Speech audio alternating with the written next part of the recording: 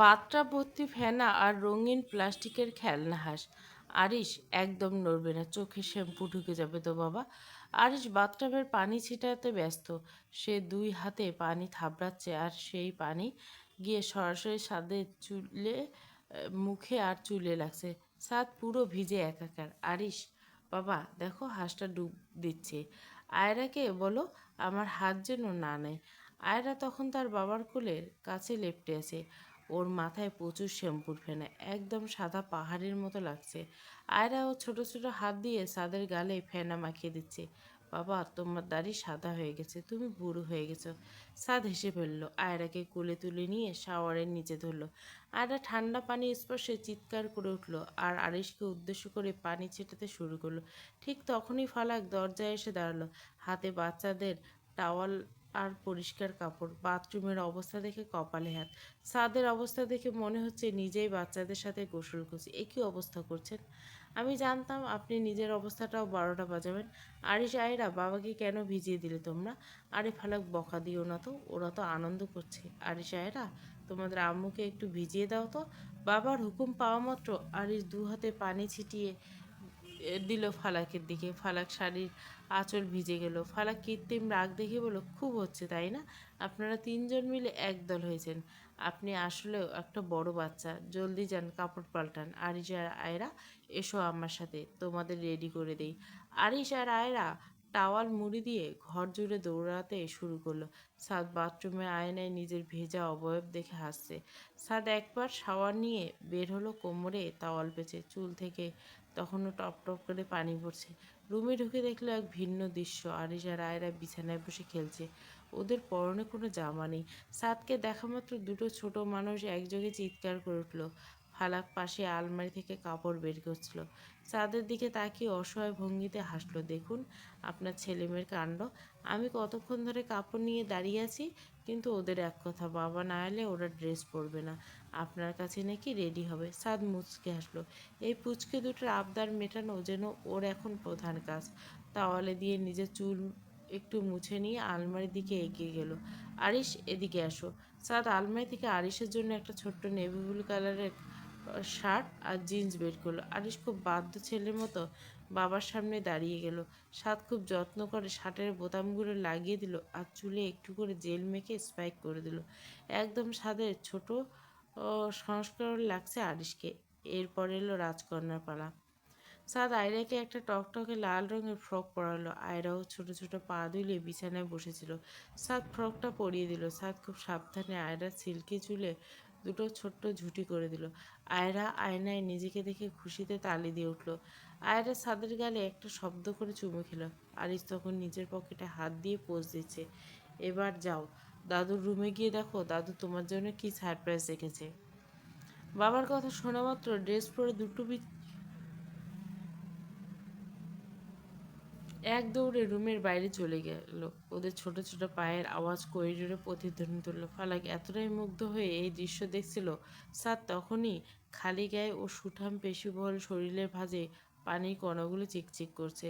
বাচ্চাদের ছোট ছোট পায়ের শব্দ করিডোর দিয়ে মিলিয়ে যেতেই রুমের ভেতরে এক অদ্ভুত শান্ত নীরবতা নেমে এলো। ফালাক আলমারির কাছে দাঁড়িয়েছিল, হাতে স্বাদের জন্য বের করা সুগন্ধি। সাদ আর এক মুহূর্ত দেরি করলো না। খালি গায়ে কোমরে তাওয়ালে জড়ানো অবস্থাতে দীর্ঘ পা ফেলে ফালাকের ঠিক পিছনে এসে দাঁড়ালো। সাদ ফালাকের দু হাত ধরে দেওয়ালের সাথে চেপে ধরল।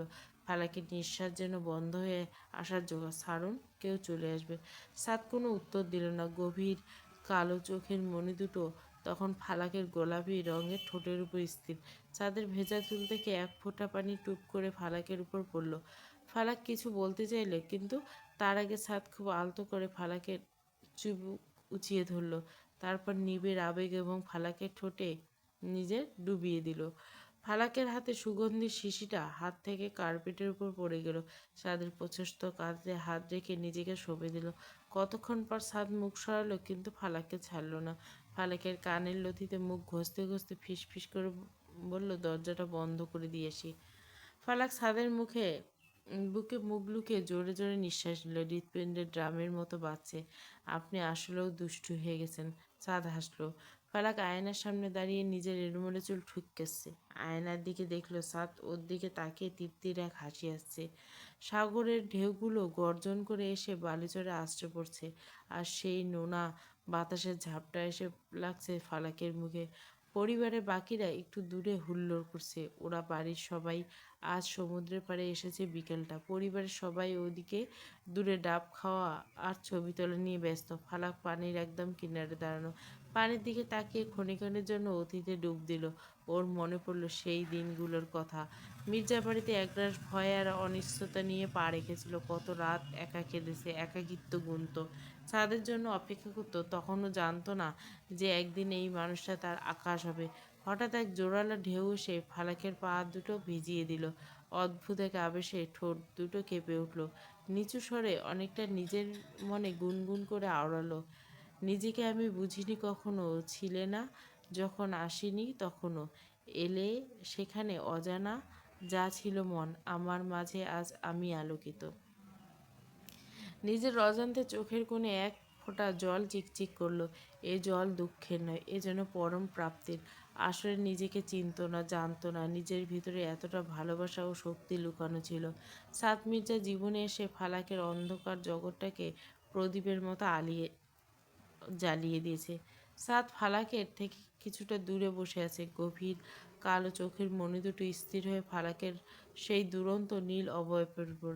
বাতাসে তেড়ে ফালাকের শাড়ি আর চুল উঠছে। সাদ মুগ্ধ হয়ে দেখছে তার জীবনের শ্রেষ্ঠ সুন্দরতম নারীটিকে।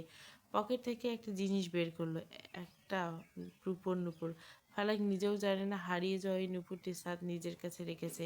সাদ এটা সবসময় নিজের কাছে রাখে, এতে ফালাকের অস্তিত্ব অনুভব করে। সাদ যে এই মেয়েটাকে কতটা পাগলের মতো ভালোবাসে তা কোনোদিন মুখে প্রকাশ করবে না। সাদ মির্জার ভালোবাসা তো এরকম, প্রকাশ্যে সে কঠিন রক্ষক, আর গোপনে সে এক নিঃস্বার্থ প্রেমিক।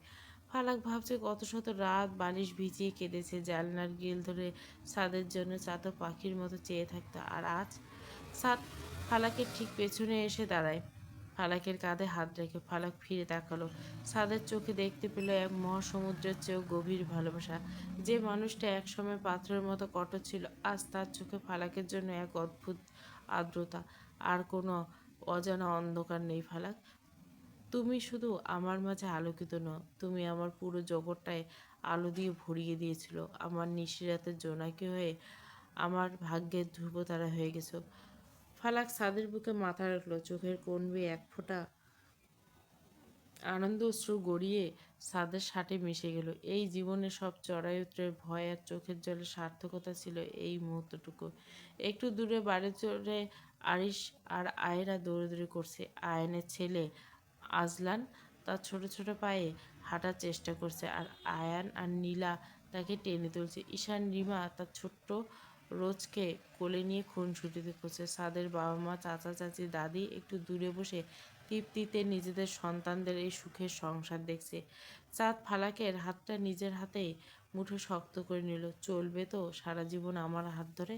এই সমুদ্রের ঢেউয়ের মতো বারবার ফিরে আসবে তো আমার কাছে? ফালাক হাসলো, স্নিগ্ধ সেই হাসি। চাঁদের বাহু ধরে নিজেকে সঁপে দিয়ে সমুদ্রের দিগন্তের দিকে তাকালো। যতদিন এই হৃৎস্পন্দন আছে আমি আপনার ছায়া হয়ে থাকব।